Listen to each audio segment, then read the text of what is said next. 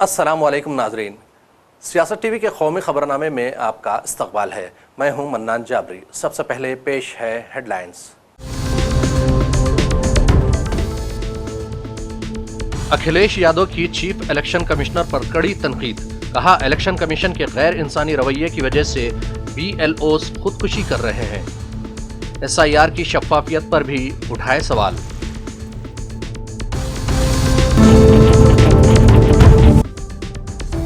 कर्नाटक में DK शिवकुमार और सिद्धारामैया की मुश्तरका प्रेस कॉन्फ्रेंस। कहा, हम में कोई इख्तलाफात नहीं है।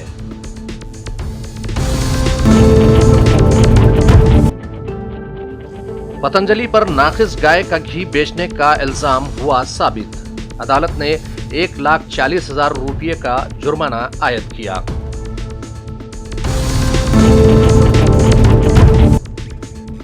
दिल्ली NCR में जानलेवा स्मोक का कहर जारी। जहरीली हवा के सबब सांस लेना हुआ दोभर।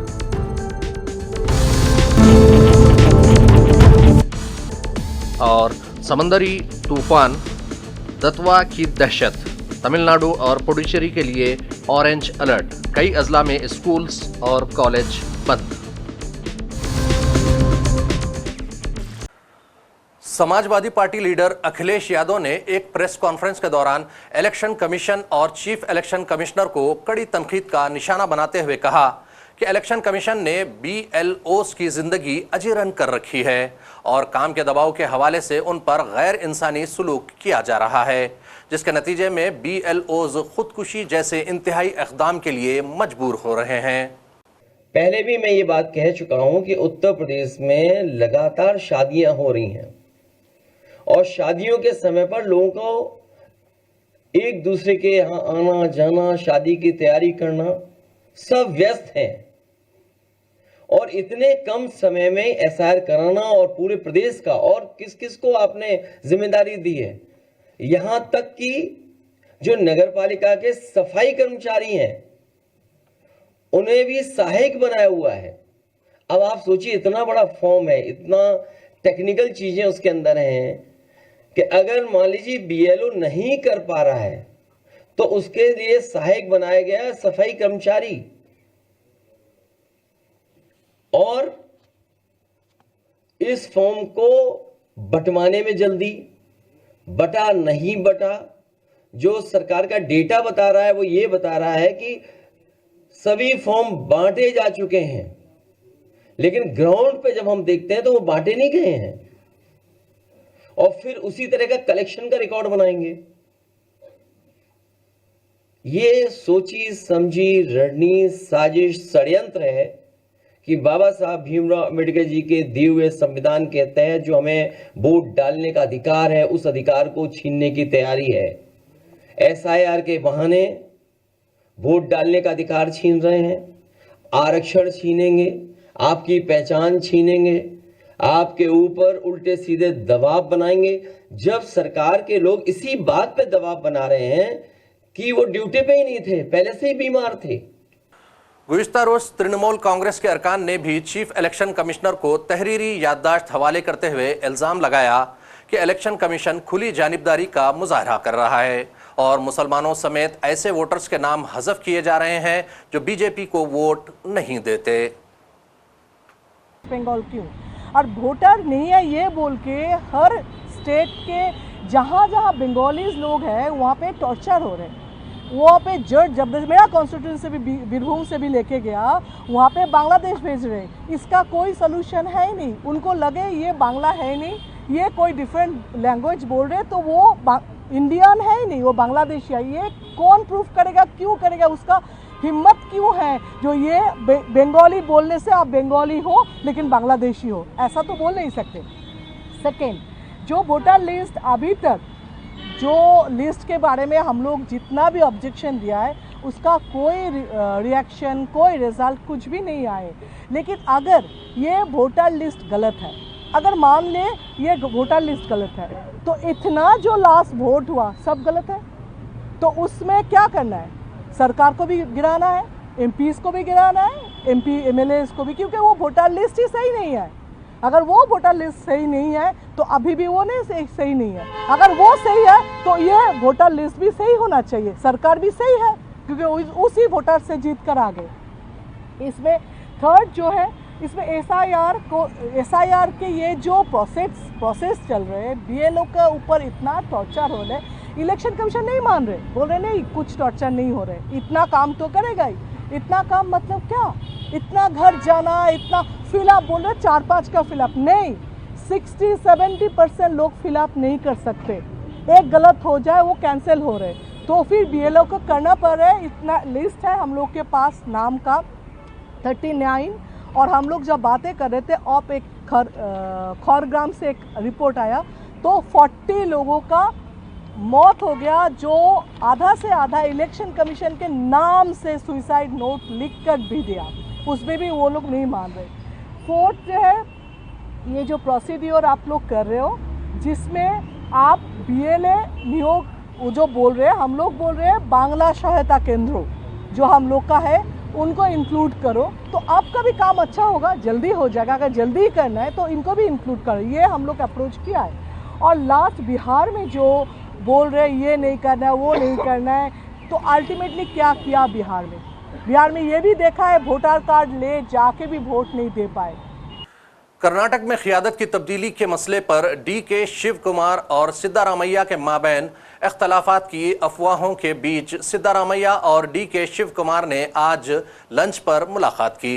इस मुलाकात के बाद उन्होंने एक मुश्तरका प्रेस कॉन्फ्रेंस करते हुए कहा कि उनके बीच कोई इख्तलाफात नहीं है। उन्होंने क़ियादत की तब्दीली की अफवाहों को भी मुस्तरद कर दिया।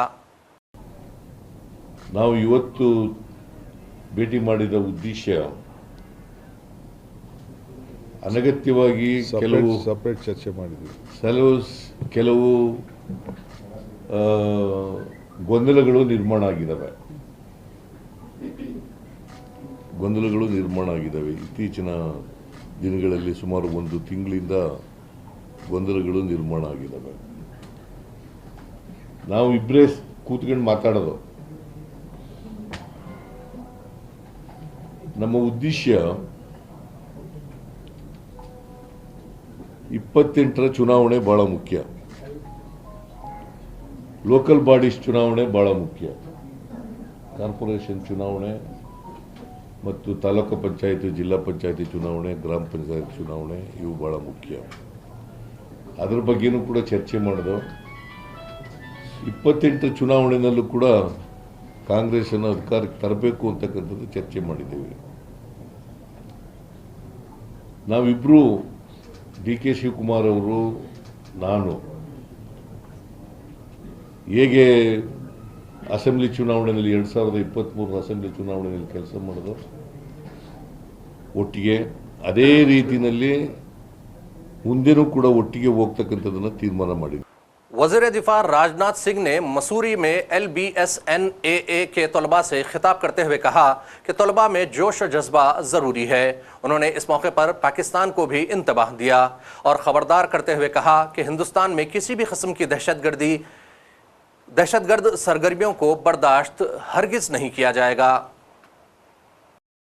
स्वाभाविक रूप से आपका महत्व, आपके प्रति रेस्पेक्ट लोगों के मनों में पैदा होगा। आप सभी ने one of the toughest examinations को सक्सेसफुली पास किया है, और मैं मानता हूं कि यह अचीवमेंट एक बात को बिल्कुल स्पष्ट करता है कि आप सभी में कमिटमेंट है, डिसिप्लिन है, डेडिकेशन है, और साथ ही साथ असाधारण काम करने की आप सबके अंदर क्षमता है। किसी भी फील्ड में सफलता इन्हीं गुणों पर ही टिकी होती है, लेकिन आपकी यात्रा को सबसे अलग बनाती है आपकी चॉइस। इतनी टैलेंट और क्षमता यानी कैपेबिलिटी के साथ आप किसी भी ल्यूक्रेटिव और हाई पेइंग कैरियर में जा सकते थे, फिर भी आपने सिविल सर्विसेज को ही चुना है। आपके निर्णय से यह पूरी तरह से स्पष्ट है। आपकी इंस्पिरेशन केवल व्यक्तिगत सफलता की नहीं है, बल्कि देश और समाज के लिए कुछ मीनिंगफुल करने की भी है। आप सब लोग serving the nation, empowering its people and driving real change की भावना से इंस्पायर्ड है। हुकूमत हिंद ने senior Indian revenue service customs and indirect taxes officer Vivek Chaturvedi को central board of indirect taxes and customs का नया चेयरमैन मुकर्रर किया है। इस सिलसिले में तकर्री का बाज़ाब्ता हुक्म महकमे अमला व तरबियत ने हफ्ते का रोज़ जारी किया, जिसे काबीना की तकर्री कमेटी ने मंजूरी दी है। विवेक चतुर्वेदी इस वक्त CBIC के मेंबर के तौर पर खिदमत अंजाम दे रहे हैं। वो 1990 बैच के IRS ऑफिसर हैं और टैक्स एडमिनिस्ट्रेशन, विजिलेंस और कंप्लायंस के शोबों में 3 दहों से ज़्यादा तजुर्बा रखते हैं। वो संजय कुमार अग्रवाल की जगह लेंगे, जिनकी मुद्दत कार 28 नवंबर को मुकम्मिल हो गई और वो इसी दिन रिटायर्ड हो गए। राजस्थान की मशहूर दरगाह अजमेर शरीफ के दरगाह के आसपास के इलाकों में इन्हदामी कार्रवाई से अवाम में बेचैनी पाई जाती है, लेकिन हुक्काम का कहना है कि दरगाह अजमेर शरीफ के 813वें उर्स तकारीब के पस मंज़र में सड़कों को तोसी करने का ये काम किया जा रहा है ताकि ज़ायरीन को दरगाह शरीफ आने में कोई दिक्कत का सामना न करना पड़े। हुक्काम का कहना है कि दुकानों के बाहर सड़कों पर जो कब्जे किए गए हैं उनको मुकम्मल तौर पर ख़त्म कर दिया जाएगा। मुकामी अवाम में ताहम हुक्काम की इस कार्रवाई को लेकर बेचैनी पाई जाती है। आगामी उर्स मेले को देखते हुए जो भी स्थायी और अस्थायी रूप से जो अतिक्रमण बने हुए हैं, तो नगर निगम की टीम यहाँ पे ये अतिक्रमण तोड़ा रही है और कानून व्यवस्था के लिए यहाँ पे पुलिस का जाब्ता उपलब्ध है। यहाँ कौन सा क्षेत्र है और कब से कार्रवाई? ये अंदरकोट का इलाका हो गया यहाँ पे और त्रिपोलिया गेट वाला हो गया। अब यहाँ से आगे बढ़ते हुए निज़ाम गेट की तरफ जाएंगे, दिल्ली गेट की तरफ जाएंगे, जहाँ पे भी यहाँ पे अस्थायी रूप से या स्थायी रूप से अतिक्रमण है। लगभग कितने? कौमी दारुल हुकूमत दिल्ली में एक बार फिर जहरीली स्मोक की मोटी चादर में लिपटी हुई है। शहर के मुख्तलिफ हिस्सों में हवा के मेयार का इंडेक्स इंतहाई ख़राब ज़ुमरे में पहुँच चुका है, जिससे शहरियों की सेहत को शदीद खतरा लाहक है। मरकजी आलूदगी कंट्रोल बोर्ड के मुताबिक अहम इलाकों जैसे ITO, गाजीपुर, आनंद विहार और धौला कुआं में AQI की सतह खतरनाक हद तक बढ़ चुकी है। वहीं मुल्हिका रियासत उत्तर प्रदेश में भी सर्दी की सतह ही हवा में आलूदगी की सतह बढ़ने का सिलसिला जारी है, जिसकी वजह से लोगों का सांस लेना मुश्किल हो चुका है। नोएडा और गाजियाबाद में हवा का मेयार काफ़ी दिनों से बहुत ख़राब और संगीन के दरमियान रहा है, हालांकि आज इसमें मामूली बेहतरी देखी गई है। ज़्यादातर इलाकों में आज AQI 400 से कम रिकॉर्ड किया गया है। उत्तर प्रदेश के बड़े शहरों में सर्दी के साथ फ़िज़ाई आलूदगी की सतह में इजाफा हुआ है, लेकिन दिल्ली से मुल्हिक नोएडा, गाजियाबाद और ग्रेटर नोएडा जैसे इलाकों में सूरत हाल ज़्यादा ख़राब है। श्रीलंका के साहिली इलाकों और उससे मुत्तसिल खलीज बंगाल के जुनूब मगरबी इलाकों में उठे समंदरी तूफान दत्वा ने तमिलनाडु के साहिली इलाकों में दस्तक दे दी है। नागापट्टनम इलाके में साहिलों पर ऊंची लहरें, तेज़ हवाएं और भारी बारिश होने लगी है। इसके अलावा समंदरी तूफान 7 घंटे फी किलोमीटर की रफ्तार से लगातार शुमाल की जानिब बढ़ रहा है। तूफान के पेश नज़र महकमे मौसमियात ने साहिली इलाकों के लिए ऑरेंज अलर्ट जारी किया है। तवक्को है कि समंदरी तूफान शुमाल मगरिब की तरफ बढ़ता रहेगा और 30 नवंबर को शुमाली तमिलनाडु, पुडुचेरी और जुनूबी आंध्र प्रदेश के साहिलों तक पहुंचेगा। शदीद मौसम के पेश नज़र तमिलनाडु के कई अजला में स्कूल्स और कॉलेज बंद करने का फैसला किया गया है। योगा गुरु बाबा रामदेव की कंपनी पतंजलि और उससे वाबस्ता 2 दीगर कंपनियों को नाक़िस मेयार का गाय का घी फरोख्त करने के मामले में 1,40,000 रुपये का जुर्माना आयद किया गया है। यह कार्रवाई उत्तराखंड के महकमे खुराक व अद्वियात की जानिब से की गई है, जिसने 2020 में लिए गए एक नमूने की बुनियाद पर यह फैसला सुनाया। रिपोर्ट के मुताबिक महकमे के असिस्टेंट कमिश्नर RK शर्मा ने बताया कि नमूना मामूल की जांच के दौरान पथुरागढ़ के इलाके कसनी में वाक़े करण जनरल स्टोर से हासिल किया गया था। RK शर्मा के मुताबिक यह नमूना सबसे पहले रुद्रपुर में वाक़े रियासती फूड लैब भेजा गया, जहां रिपोर्ट में वाज़े किया गया कि घी खुराक के मेयार पर पूरा नहीं उतरता। लैब के मुताबिक इस घी के इस्तेमाल से सार्फिन की सेहत मुतासर हो सकती है और यह बीमारी का सबब भी बन सकता है। महकमे ने इस रिपोर्ट की बुनियाद पर 2021 में पतंजलि कंपनी को नोटिस भी भेजा, मगर कोई जवाब मौसूल नहीं हुआ। और आखिर में फिर एक मर्तबा नजर डालते हैं हेडलाइंस पर। अखिलेश यादव की चीफ इलेक्शन कमिश्नर पर कड़ी तनकीद। कहा, इलेक्शन कमीशन के गैर इंसानी रवैये की वजह से BLOs खुदकुशी कर रहे हैं। SIR की शफाफियत पर भी उठाए सवाल।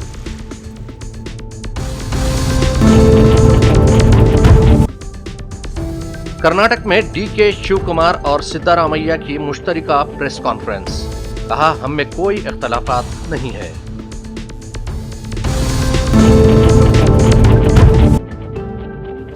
पतंजलि पर नाकिस गाय का घी बेचने का इल्जाम हुआ साबित। अदालत ने 1,40,000 रुपये का जुर्माना आयद किया।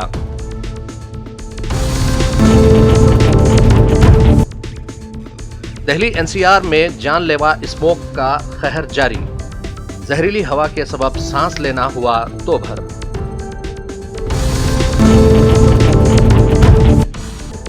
और समंदरी तूफान दतवा की दहशत। तमिलनाडु और पुडुचेरी के लिए ऑरेंज अलर्ट। कई अजला में स्कूल्स और कॉलेज बंद। खबरनामे का सिलसिला यहीं इख्तिताम को पहुंचता है। मन्नान जाबरी को सियासत टीवी की पूरी टीम के साथ दीजिए इजाजत और देखते रहिए सियासत टीवी। अल्लाह हाफिज।